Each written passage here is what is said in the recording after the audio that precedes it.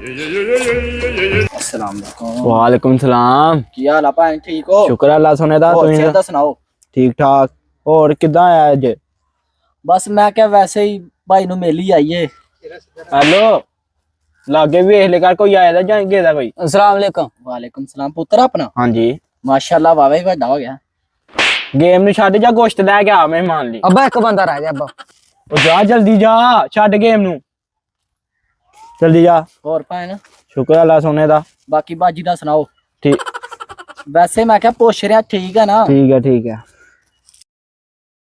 आया नहीं हले तक मुंडा। गोश्त किथे है? मैं गोश्त लैन गया दुकान ते। हां मैं आधा किलो गोश्त दियो। कहंदा पुत्र तैनू एहो जिहा गोश्त देंगा जिस तरह मक्खन नहीं हुंदा। हां मैं सोचिया मैं फिर जे मक्खन ही लैना ते फिर मक्खन वाली दुकान ते चलना। उत्थों मैं चल गया मक्खन वाली दुकान ते। हां मैं कहा जी चाचू जी मक्खन दे दो आधा किलो। हां कहंदा पुत्र एहो जिहा मक्खन देंगा जिस तरह शहद नहीं हुंदा।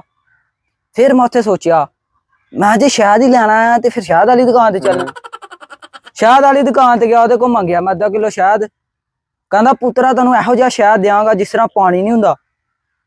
फिर मेरे दिमाग ने काम किया, मैं पानी ते घर भी हुंदा। हां फिर मैं उत्थों वापस मोड़ आया। फिर मैं सोचा मैं पानी घरों ही ले लांगे ते घरों ही पानी पिला लांगे मेहमान। तो नुकसान तो तू फिर एक कर आया। केड़ा अबू जी? एक दुकान तो दूसरी दुकान ते गया जुत्ती ते फिर तेरी कस गई।